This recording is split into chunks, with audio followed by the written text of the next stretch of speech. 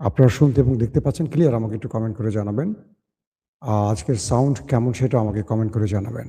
আমি দেখতে পাচ্ছি চট্টগ্রাম থেকে দেখছেন। মাসুম ভাই কেমন আছেন? চট্টগ্রামের ভাইয়েরা ভালো আছি। চট্টগ্রাম পটিয়া থেকে সবুজ, ইতালি থেকে সোহাগ, মিজান ওমান থেকে। ভাই কেমন আছেন আপনি? একেবারে ক্লিয়ার। হ্যাঁ, ধন্যবাদ। একেবারে ক্লিয়ার। মুজিবুর রহমান চকরিয়া কক্সবাজার থেকে। কাজী মাহমুদুল ওয়েট করছেন কিশোরগঞ্জ থেকে, কুয়েত থেকে। ওকে, তাহলে সবাই দেখতে পাচ্ছেন। রাঙামাটি থেকে, আমি তো কদিন আগে রাঙামাটি ঘুরে এসেছি। খুব সুন্দর জায়গা ভাই, আবার আসবো। মন আবার আসতে চাচ্ছে রাঙামাটি। ওকে দর্শক, আমার হাতে আজকে বেশ কিছু গুরুত্বপূর্ণ খবর আছে। আমি আজকে সারাদিন একটু বাইরে ব্যস্ত ছিলাম। আমার চেহারা দেখে বোঝা যাচ্ছে একটু এলোমেলো সব কিছু। আর রাতে খবরের আগে যে গুরুত্বপূর্ণ খবরগুলো এখন আমার হাতে আছে, আমি চেষ্টা করব সেই খবরগুলো আপনাদের জানাবার জন্য। প্রথম কথা হলো মার্কিন যুদ্ধ জাহাজগুলো ইরানের একটি জাহাজকে তুস্কা, সেটাকে সিনেমাটিক স্টাইলে আক্রমণ করে আটক করেছে। এক বাক্যে বলতে পারি, ইরানকে বাধ্য করার জন্য। অর্থাৎ আমেরিকা ইরানকে দুটো ফ্রন্টে খেলতে চাইছে। এক, ইরানের উপর চাপ বৃদ্ধি করছে, অন্যদিকে ইরানের যুদ্ধের ভয় দেখিয়ে ইরানকে আলোচনার টেবিলে বসিয়ে ইউরেনিয়াম ইস্যুতে শর্ত মানতে রাজি করাতে চাচ্ছে। পাকিস্তান এই বিষয়টিতে ইরান এবং আমেরিকার মধ্যস্থতা করতে গিয়ে দুটো বিষয় স্পষ্ট করেছে। একটি হলো, ইরান জানিয়ে দিয়েছে পাকিস্তানকে যে তারা কখনো কোনোভাবেই আমেরিকার অন্যায় আবদার মানবে না। আর আমেরিকার ট্রাম্প চেষ্টা করছে ইরানকে ভয়ভীতি দেখিয়ে শর্তগুলো মানাবে। শর্ত নাম্বার 1 কি? ইরান যেন হরমুজ প্রণালীতে টোল আদায় করতে না পারে। 2, ইরান যেন ইউরেনিয়াম আমেরিকার হাতে তুলে দেয়, সীমিত না, তুলে দিতে হবে। 3, ইরান তার মিসাইল প্রোগ্রামগুলোকে রেঞ্জ কমাবে। এরকম আরো অনেকগুলো, প্রধান 3টি আমি বললাম। ইরান চাইছে ভিন্ন কিছু।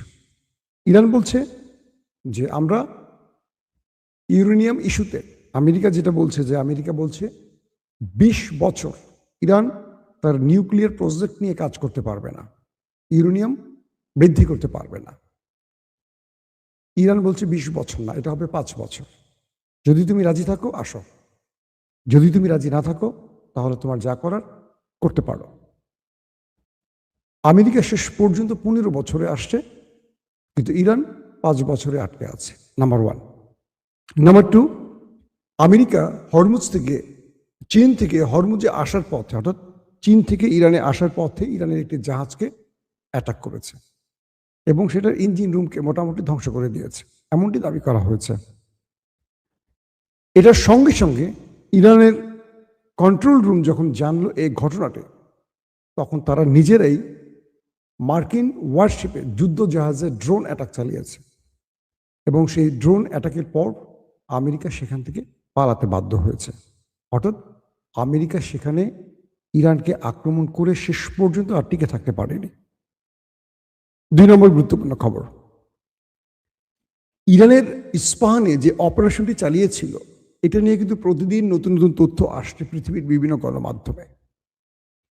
ইরানের বিরুদ্ধে বা ইস্পাহানে নিউক্লিয়ারকে লুট করার জন্য বা চুরি করার জন্য বা হাতিয়ে নেওয়ার জন্য আমেরিকার বিশাল একটা সৈন্যবহর, কমান্ডো বাহিনী, কয়েক ডজন যুদ্ধ বিমান, কয়েক ডজন এক কথা এয়ারক্রাফট নিয়ে প্রবেশ করেছিল এবং ইরান এই বিষয়টি টের পেয়ে তার সকল প্রস্তুতি সম্পন্ন করেছিল। পরবর্তী এই অপারেশনটি যখন চলছিল, মার্কিন প্রেসিডেন্ট ডোনাল্ড ট্রাম্প তিনি ছিলেন সিচুয়েশন রুমে। আমেরিকার এই রুমটি থেকে যুদ্ধের মূল গ্রিন সিগন্যালটি বা নির্দেশ দেওয়া হয় এবং এই সিচুয়েশন রুম থেকেই মূলত রাষ্ট্রের সর্বোচ্চ ডিরেকশনগুলো দেওয়া হয় প্রেসিডেন্টের পক্ষ থেকে। ওয়াল স্ট্রিট জার্নাল, মার্কিন অন্যতম একটি গণমাধ্যম, বলছে যে যখন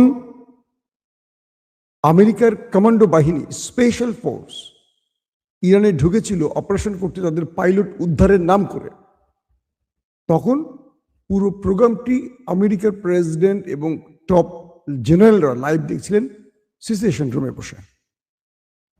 যখন দেখলেন যে মার্কিন বিমানগুলো আটকে পড়েছে এবং ইরানের হামলার শিকার হয়েছে, ইরান তাদেরকে চারদিক থেকে ঘিরে ব্যাপক ধোলাই দিচ্ছে, তাদের একটার পর একটা যুদ্ধ বিমান ধ্বংস হয়ে যাচ্ছে, তাদের গর্বের ফাইটার জেটগুলো ধ্বংস হয়ে যাচ্ছে, তাদের ব্ল্যাক হক হেলিকপ্টারগুলো ধ্বংস হয়ে আশ্রয় পড়ছে, আগুন জ্বলে যাচ্ছে। ডোনাল্ড ট্রাম্প চিৎকার করেছে, কাগজ টাগজ সব ছুঁড়ে ফেলেছে, চিৎকার করে কেঁদেছে। কে বলছে? Wall Street journal. ট্রাম্পের এই অবস্থা দেখে সবাই ভয় পেয়ে গেছে যে ট্রাম্প কি ইরানের নিউক্লিয়ারের অর্ডার দিয়ে বসে কিনা, কারণ তার সেই ক্ষমতাটা আছে। ট্রাম্পের আশপাশে থাকা মার্কিন টপ জেনারেলরা ট্রাম্পকে আশ্বস্ত বা বোঝাবার চেষ্টা করেছে।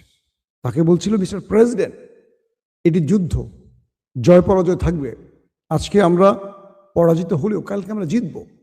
ট্রাম্প কারো কথা শুনছিলেন না, চিৎকার করছিলেন, কাঁদছিলেন এবং ইরানকে ধ্বংসের শপথ নিচ্ছিলেন, শাউট করে বলছিলেন আমরা ইরানকে শেষ করে দেব, এই করব সেই করব।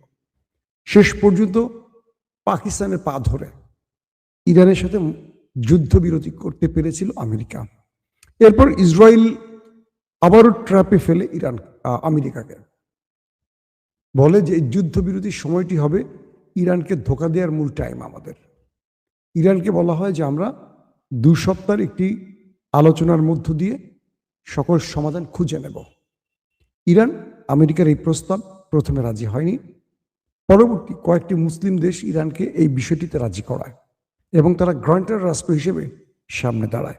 ইরান বলে, আমরা ডোনাল্ড ট্রাম্পকে বা আমেরিকাকে বিশ্বাস করি না, আমরা জানি যে পেছন থেকে সে ছুরি চালাবার ওস্তাদ, তারপরও যেহেতু আপনারা চাচ্ছেন আমরা রাজি।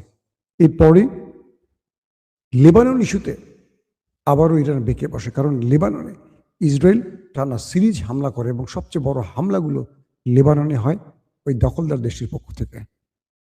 পরে ইরান যখন বেঁকে বসে একটা সময়, কোনোভাবেই থামছিল না নেতানিয়াহুর বাহিনী। এরপর হঠাৎ এক রাতে ইরান ইসরায়েলে বড় রকম আক্রমণের চূড়ান্ত সিদ্ধান্ত নেয়।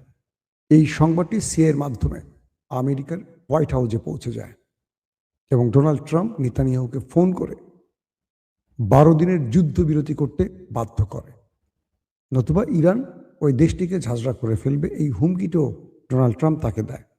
এই পরিস্থিতির পর আসলে কি ঘটছে? এখন যে অবস্থাটি তৈরি হয়েছে যে ওমান সাগরে ইরান আমেরিকা মুখোমুখি হয়ে আছে। ইরান মার্কিন ওয়ারশিপকে টার্গেট করছে, আমেরিকা ইরানের জাহাজকে খুঁজছে। দুই পক্ষের মধ্যে উত্তেজনা। আজকে পাকিস্তানে মার্কিন প্রেসিডেন্টের পক্ষ থেকে জেরার্ড কুশনার এবং স্টিভ উইটকফ আলোচনার জন্য গেছেন, কিন্তু ইরান সেখানে পৌঁছায়নি।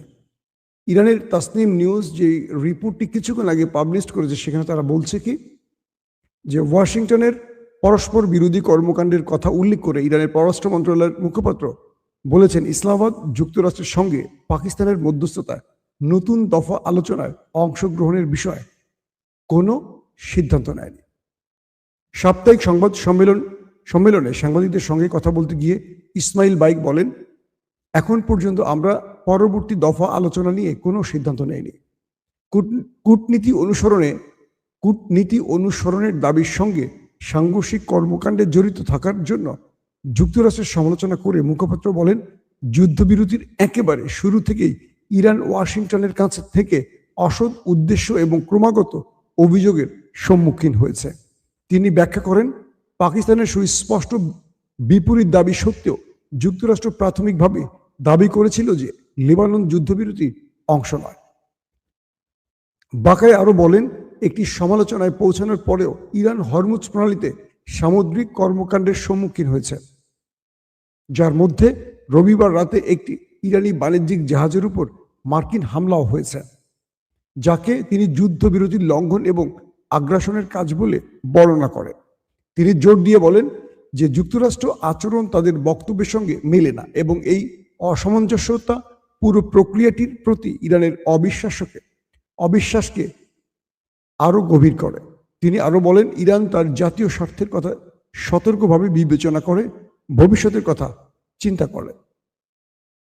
আলোচনার বিষয়ে ওয়াশিংটনের দৃষ্টিভঙ্গি এবং আরও হামলার সম্ভাবনার কথা উল্লেখ করে মুখপাত্র বলেন, ইরান গত বছরের অত্যন্ত ব্যয়বহুল অভিজ্ঞতা উপেক্ষা করতে পারে না। তিনি বলেন, যুক্তরাষ্ট্র 2বার কূটনীতির সঙ্গে বিশ্বাসঘাতকতা করেছে। অর্থাৎ তিনি যে বিষয়টি উল্লেখ করেছেন যে এর আগে যে 2 দফা হামলা হয়েছে ইরানে, তখন কিন্তু ইরানের সাথে আলোচনা টেবিলে ছিল আমেরিকা, এর মধ্যেই হামলা হয়েছে। সবচেয়ে ভয়ঙ্কর ব্যাপারটি হলো কি জানেন, আমেরিকার সামনে এখন ইরান একটি ব্ল্যাক হোল খুলে দিয়েছে এবং তারা বলছে যে আমেরিকা ইরানের সাথে যেই আচরণটি করবে, এবার ইরান তার চেয়ে ভয়াবহ আচরণটি করবে ওদের সাথে। কিরকম? আমেরিকার প্রেসিডেন্ট ডোনাল্ড ট্রাম্প বলেছে পুরো ইরানকে বোম্বিং করে ধ্বংস করবে, বোমা হামলা করে ধ্বংস করবে। ইরান বলছে তুমি যা কিছু করো আমি সেম কাজটি তোমার সাথে করব। এটা আমি পূর্বে বলেছি আমার লাইভে। এবার যে বিষয়টি তৈরি হয়েছে, সেই ঘোষণা দিয়েছে যে যদি ইরানে আমেরিকা কোনো হামলা করে তাহলে গালফ কান্ট্রিতে থাকা ট্রাম্পের বা আমেরিকার কোনো স্থাপনার অবশিষ্ট থাকবে না। এর মধ্যে তারা আরামকো থেকে শুরু করে গুরুত্বপূর্ণ যতগুলো জ্বালানি কেন্দ্র আছে, প্ল্যান্ট আছে, সবগুলোকে উড়িয়ে দেবে এবং পুরো মধ্যপ্রাচ্যে থাকা মার্কিন যত স্থাপনা আছে, শুধু ঘাঁটি নয়, একটিকেও তারা অবশিষ্ট রাখবে না। ইরান বলছে এবার আমরা যে জবাবটি দেব, এটি আমেরিকা কল্পনা করতে পারবে না। এটি মৌখিক কোনো বিষয় নয়, ইরান যা বলে তা করে। কে বলছে? ইরানের রাষ্ট্রীয় পক্ষ বলছে যে ইরান কখনো কোনোভাবে শত্রুর হাতে ইউরেনিয়াম তুলে দেবে না। ইরান 5 বছরের জন্য ইউরেনিয়াম সমৃদ্ধের বিষয়টিকে আলোচনা রাখতে পারে, কিন্তু এর একদিন বেশি হলে ইরান রাজি নয়। পাশাপাশি আমেরিকা যে বলছে ইরানের ইউরেনিয়াম আমেরিকার হাতে বা তৃতীয় পক্ষের হাতে দিতে হবে, এটাতেও রাজি নয়। যদি দিতে হয় চীন বা রাশিয়ার হাতে হয়তো দিতে রাজি হবে ইরান, এর বাইরে কোনো দেশের কাছে নয়। পাশাপাশি ইরান এটিও বলছে আমেরিকা আমাদেরকে যে হুমকি দিচ্ছে, এবার আমেরিকার জন্য আমাদের বক্তব্য হলো যে আমেরিকা গতবার যা কিছু করেছে ইরান তার জবাব দিয়েছে, আর এবার ইরান যে জবাবটা দিতে যাচ্ছে এটা আমেরিকার কল্পনার বাইরে। মানে আমেরিকা এটাকে কল্পনা করতে পারছে না যে কি জবাবটা ইরান দিতে পারে। আমি গত 2 দিনের লাইভে আপনাদের কিছু আভাস দিয়েছি যে কি কি টাইপের হামলার খবর ইরান দিয়েছে। তারা এমন কিছু মিসাইলকে এবার হাজির করছে যে মিসাইলগুলো এক প্রকার আমেরিকার চিন্তার বাইরের মিসাইল, যেগুলোকে গত 1.5 মাস ধরে তৈরি করেছে ইরান। মানে 28 ফেব্রুয়ারি যুদ্ধটা শুরু হওয়ার পর থেকে ইরান নতুন আদলে তৈরি করেছে। আমেরিকা এবং ইরানকে টার্গেট করে এই মিসাইলগুলো তৈরি করেছে ইরান। পাশাপাশি তারা এমন কিছু প্রতিরক্ষা ব্যবস্থাকে হাজির করছে। ইরান বলছে যে আমরা এমন কিছু প্রতিরক্ষা সিস্টেমকে এবার ব্যবহার করব, আমেরিকার যুদ্ধ বিমান ইরানে ঢুকে নিশ্চিন্তে ফিরে যেতে পারবে না। তো এই পরিস্থিতিতে 2 দেশ এখন মুখোমুখি। যে কোনো সময় আমরা দেখব যুদ্ধের ঘন্টা বেজে গেছে, কেউ কাউকে ছাড় দিতে রাজি না।